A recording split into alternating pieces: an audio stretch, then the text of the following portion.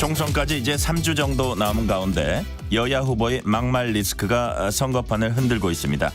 제3지대에선 조국 혁신당의 돌풍이 언제까지 이어질지도 관심을 모으고 있습니다. 관련 이슈를 포함한 정치 현안들 새로운 미래 공동 상임선대위원장 맡고 계신 김종민 공동대표와 얘기 나눠보겠습니다. 지금 전화 연결돼 있습니다. 대표님 안녕하세요. 예, 안녕하세요. 김종민입니다. 네. 먼저 대표님께서 기존 지역구 충남 논산 계룡 금산이 아닌 세종의 새로 세종갑이죠. 새로 도전장을 냈습니다. 왜 세종입니까? 지금 저희가 새로운 당을 만들었잖아요. 네네. 그래서 새로운 당을 만들어서 국민들한테 저희 새로운 미래가 대한민국의 미래, 희망을 좀 얘기하고 싶은데 이 당 대표로서 이 얘기를 가장 잘 전달할 수 있는 데가 어딜까 고민을 하면서 우리 대한민국의 중심이 이제 충청인데 그 충청 중에서도 가장 대표적인 세종에서 이 메시지를 좀 내면 좋겠다 이런 생각이 들어서 세종 출마를 결심하게 됐습니다. 네. 세종갑 최대 현안이 뭐라고 보시는지요? 그러니까 옷 색깔도 지역도 바꿔 출마한 대표님에 대해서 유권자들 반응 어떤지 또 최대 현안은 뭔지 같이 묶어서 말씀해 주세요. 지금 이제 왜 지역구를 바꿔서 왔느냐고 이제 궁금해하시는 분도 계시는데 그런데 세종갑은 서울의 뭐 종로나 용산 같이 대한민국의 여러 다양한 지역에서 다양한 분들이 모여서 대한민국을 대표하는 도시 같은 곳이에요. 그래서 여기에서 앞으로 대한민국의 미래 또 대한민국이 앞으로 어디로 나가야 될지 이런 걸 얘기하기 제일 좋은 곳인데 일단 행정수도 완성이라고 하는 이 세종시만의 문제가 아니라 대한민국 미래의 문제를 안고 있는 곳입니다. 그래서 지금도 세종에 모여있는 40만 시민들이 행정수도가 완성될 거라고 하는 약속을 믿고 여기 오신 거거든요. 근데 이게 아직 멈춰서 있거나 아직 진도를 못 나가고 있어요. 대통령 집무실도 내려오지 않고 있습니다. 이 문제를 해결할 수 있는 적임자가 누구냐. 이 문제를 가지고 이번 선거에서 이 세종 시민들이 판단해 주실 거다. 이렇게 보고 있습니다. 네.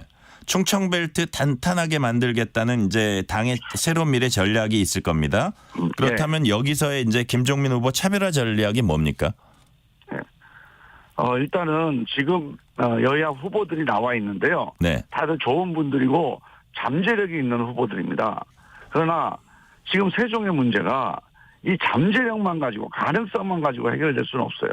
문제를 해결해야 됩니다. 지난 10년 동안 해결하지 못했던 문제. 그런데 이 문제가 단순히 예산 끌어오고 다리 하나 놓고 이렇게 해서 해결된 문제가 아니거든요. 대한민국 국민들을 상대로 해서 행정수도는 세종으로 해야 됩니다. 이 얘기를 설득을 해야 됩니다. 그래서 이 대한민국 국민들을 또 300명 국회를 상대로 해서 이 문제를 설득할 수 있는 대통령 집무실을 이전하고 국회의사당을 이전하고 100만 세종을 만들어야 된다. 이게 대한민국 자치 분권 발전에 미래에 필요하다. 이 설득을 할 수 있는 그런 대표가 이 세종에는 꼭 필요합니다. 이 말씀을 꼭 드리고 싶습니다. 똑같은 문제라도 치열한 설득이 필요하다는 걸로 제가 이해를 하겠고요. 그다음에 이제 행정수도 완성 얘기하시면서 노무현의 못다 이룬 꿈 행정수도 완성은 반드시 이뤄내겠다 하면서 고 노무현 전 대통령 말씀을 하셨어요. 특별히 의미가 있습니까? 제가 2004년도에 이 행정수도 특별법이 위헌 판결이 났지 않습니까? 그래서 그때 제가 노무현 대통령 대변인을 하고 있었어요. 제가 그래서 그 위헌 판결에 대한 청와대 논평을 발표했던 기억이 아직도 생생한데요. 저는 그때 노무현 대통령과 함께 이 행정수도를 이전하는 게 대한민국의 이 분권 발전에 혁신 발전에 되게 중요한 방아쇠가 될 거다라고 추진했다. 그때 가로막혔습니다. 근데 그 이후에 이명박 박근혜 정권 10년을 지나면서 이 행정수도가 많이 쪼그라들었어요. 그때 노무현 대통령이 생각했던 이 분권 발전, 이 지방과 수도권이 상생하는 이런 꿈이 많이 좀 막혀 있습니다. 그래서 이 못다 이런 꿈을 지금 세종시 출범 이후 10년이 지났는데도 아직 마무리가 되지 못하고 있다. 이걸 반드시 꿈을 이뤄내야 된다. 이건 노무현 개인만의 꿈이 아니고 이 세종시 40만 시민들의 꿈이고 또 대한민국 이 지방소멸 위기에 있는 대한민국의 미래를 향해서 반드시 해결해야 될 숙제다. 이렇게 말씀드립니다. 그런데 이 발언에 대해서 경쟁 후보자들은 일제히 비판하고 나섰습니다. 국민의힘 류재화 후보는 세종시를 노무현 굴레에 가두려 한다. 노무현 지난 대전, 세종, 충남 지역이 상임감사인 민주당 이영선 후보는 지역구 옮기면서 노무현 정치인 논하는데 납득이 안 된다. 이런 말도 했어요. 이런 지적들에 대해서 어떻게 반박을 하시겠습니까? 저는 노무현에 가두는 게 아니라요. 이 노무현의 꿈과 또 노무현의 이 추진력 또 열정 이게 지금 세종시에 지금 필요한 때다 이렇게 생각을 해요. 지난 10여 년 동안 정말 이 노무현의 이 꿈이나 열정, 이 추진력만큼 우리가 과연 이 문제를 해결하기 노력을 해왔는지 이런 반성을 좀 해볼 필요가 있다. 자꾸 이 세종에서 노무현을 지우려고 했습니다. 이명박 정권도 그랬고 박근혜 정권, 윤석열 정권. 그런데 이 노무현을 지우는 게 세종의 미래를 위한 길이 아닙니다. 세종시는 3, 40만의 지방 중소도시가 아니에요. 대한민국을 대표하는 도시로 가기 위해서 탄생한 도시입니다. 이 노무현이 시작했던 이 길을 끝까지 완성을 해야 된다. 그러기 위해선 그 노무현이 보여줬던 그 열정, 그 추진력 10분의 1도 지금 못하고 있지 않습니까? 이 문제를 다시 우리가 불러일으켜서 끝까지 밀고 가야 된다. 이런 말씀을 드리고 싶고요. 제가 이제 지역구를 옮겼다고 말씀하시는데 사실상 우리 이 세종시는 전국에서 함께 대한민국의 미래를 위해서 모여든 도시입니다. 우리 지역에 있는 중소도시가 아니에요. 이 대한민국 미래를 위해서 가장 상징적인 그 미래를 위해서 꼭 필요한 그런 과제가 있는 도시. 이 도시에 와서 이 대한민국 미래를 같이 함께 만들어 가자 이렇게 제안을 드립니다. 지역구를 옮기면서까지 미래를 만들어가자 이런 말로 제가 이해를 하겠고요. 노무현 대통령 관련해서 과거 노무현 대통령 비하 발언이 이제 민주당에서 양문석 후보죠. 논란이 되고 있습니다. 양 후보는 사과했는데 이재명 대표는 양 후보 이제 감싸는 듯한 발언을 했는데 정치인 비판은 표현의 자유다. 노 대통령께서도 대통령 욕하는 게 국민 권리 아니냐고 하지 않았냐. 뭐 이런 말을 했습니다. 이런 발언에 대해서 어떻게 보세요? 저는 이 문제의 핵심이요. 우리 정치가 권력을 잡기 위해서 또는 당선되기 위해서 또 세력을 모으기 위해서 증오하고 적대하는 이 대결 정치의 늪에 빠져 있다. 근데 이 증오와 적대의 언어가 세력을 모으는 데 잠깐 도움이 될 수 있습니다. 그러나 그렇게 세력 모으고 당선되고 집권하면 그러면 정말 제대로 일할 수 있느냐? 못해요. 증오하고 적대해서 어떤 결과를 얻어낸다고 하더라도 그 다음에는 그 반대편에 있는 사람이 또 발목을 잡게 되고 또 하는 일을 가로막게 되고 하면서 할 일을 제대로 못하게 됩니다. 지난 수십 년 동안 한국 정치가 이 늪에 빠져 있어요. 이 진영 대결, 이 대결 정치 여기에서 미래가 없다. 답이 없다. 이걸 깨달아야 됩니다. 그래서 저는 지금이라도 이제 새로운 정치하겠다고 새로운 후보들과 국회의원들 뽑는 선거 아닙니까? 이 증오하고 적대, 이 대결 정치에 그 경력이 있는 사람들, 그 막말의 주역과 당사자들은 공천을 하지 말았으면 좋겠다. 그건 여야를 떠나서 마찬가지입니다. 네. 자, 이 문제를 이제 친노 인사들로 분류되는 분들이 계속 문제 제기하고 있어요. 그 결단을 하라고 지도부가 결단하라고. 이 문제가 확산될 걸로 보세요. 앞으로는 당분간은. 저는 이제 민주당이든 국민의힘이든 이 선거에서 정말로 한 표 한 표를 소중하게 생각을 해야 돼요. 지금 우리가 좀 표가 많이 나온다. 뭐 윤석열 심판론이 거세니까 우리가 이긴다. 그래갖고 이런 비판들에 대해서 얘기 안 듣는 거 아닙니까? 이거 오만한 거죠. 오만하면 선거에서 심판받게 돼 있어요. 그리고 선거에서 이긴들 오만하면 결국 그 권력은 결국 국민들한테 또 뭔가 심판의 그 도마 위에 올라갑니다.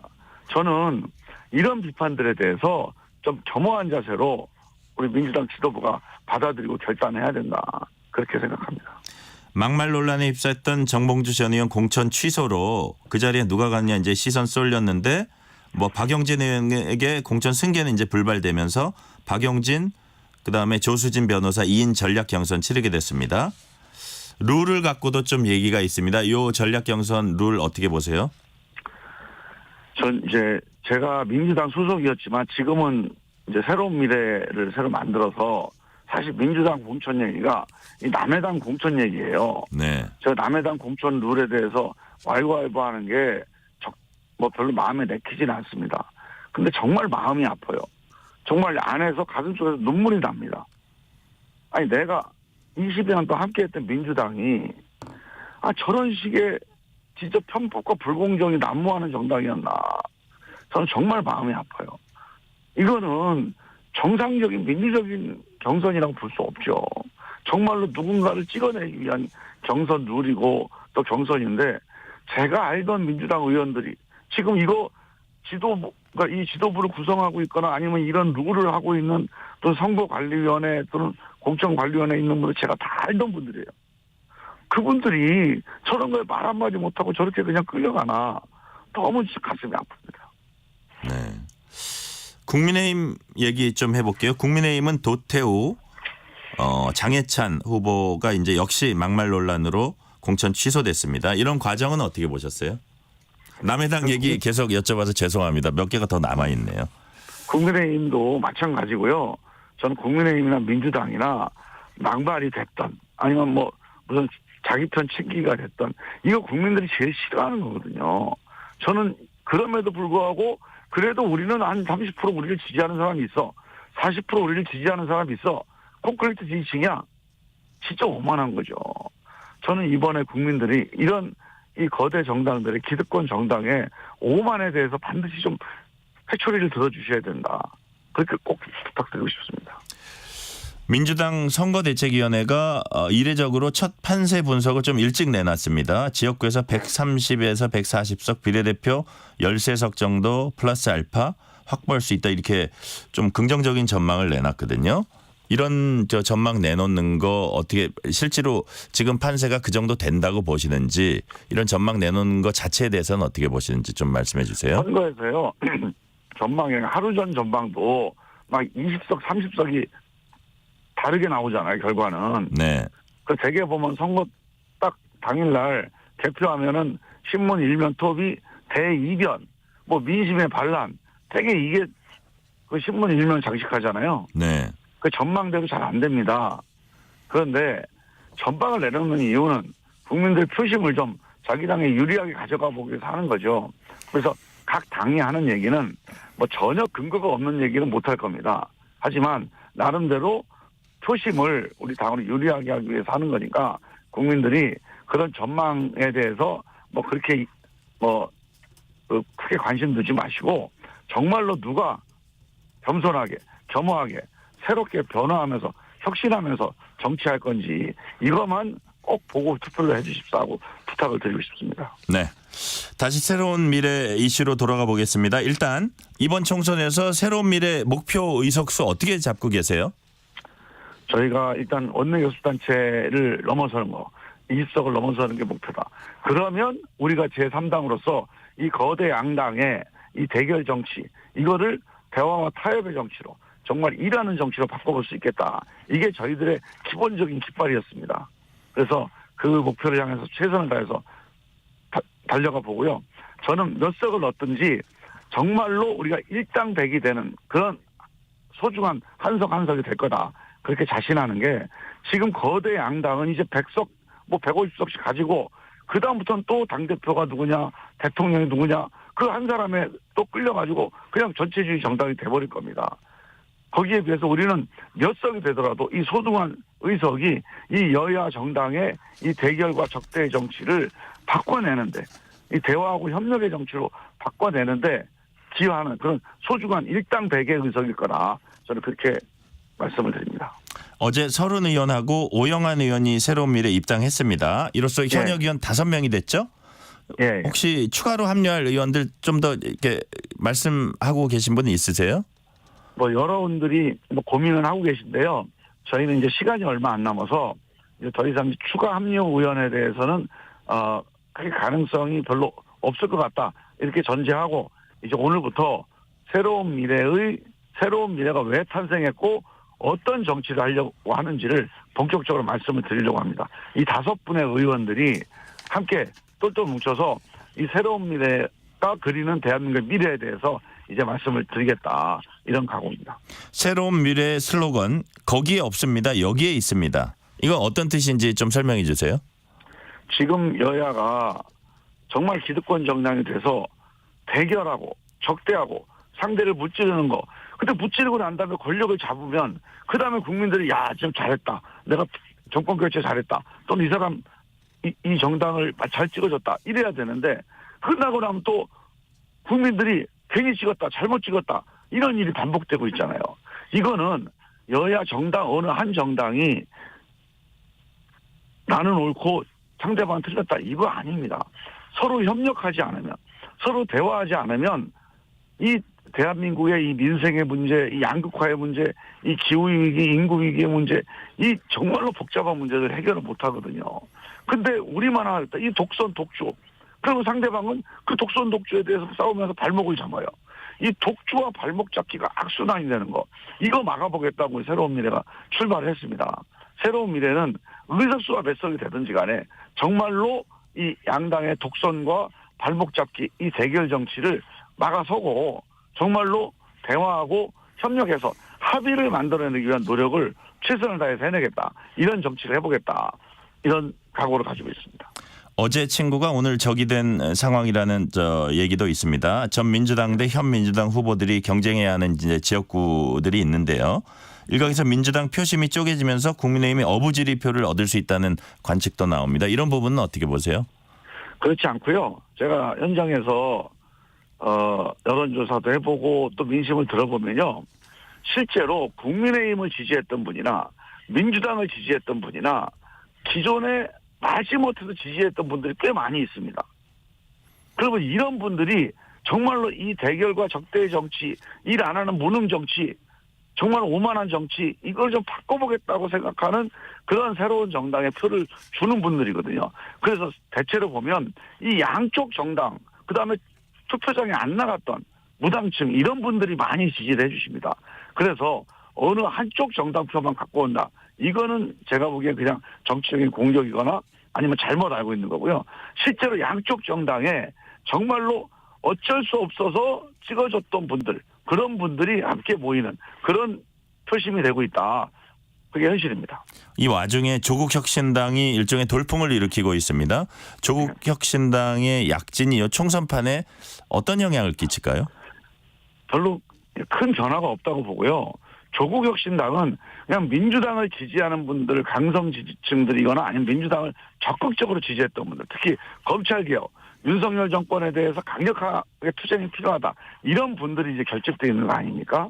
그래서 저는 이 민주당의 적극 지지층이 이제 조국혁신당을 많이 지지하고 있다. 그렇게 생각을 하고 그런 분들이 민주당 표를 이렇게 갈라져서 가는 거 아니에요. 네. 그래서 저는 이게 이제 시간이 지나면 조금 이제 조정이 될 거라고 봅니다. 특히 이제 조국혁신당이 3년도 짧다. 빨리 윤석열 정권 어떻게든지 몰아내자. 이런 아주 선명한 기치를 가지고 표심을 모았어요. 네. 그런데 거기에 이제 출마하는 분들이나 또 여러 가지 그 출마자들의 이력이나 경력이나 또 활동 가능성 뭐 이런 것들을 보다 보면 이거 아닌데 라는 판단을 하게 되면서 약간 조정이 되지 않겠습니까? 네. 그래서 그거는 뭐 민주당 전체적인 표 내에서 서로 분산되는 거니까 그런 정도 차원에서 조정이 이루어질 거라고 전망을 하고요. 중요한 거는 민주당 표심이든 국민의힘 표심 이 안에서 움직이는 거는 이건 총선에서 큰 이슈가 아닙니다.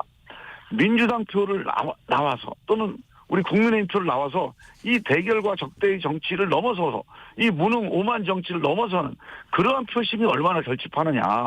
그러한 표심이 몇 석이라도 되느냐. 이분이 이 표가 또는 이 의석이 한 석이 되든 두 석이 되든 10석이 되더라도 이게 정말 소중한 의석이 될 거다. 저는 그렇게 생각을 합니다. 자, 제가 마지막 질문을 총선 필승 전략을 여쭤보려고 그랬는데 사실상 지금 다 답변을 하셔서 오늘은 예. 여기까지만 듣겠습니다. 지금까지 김종민 새로운 미래 대표와 말씀 나눴습니다. 감사합니다. 예, 감사합니다.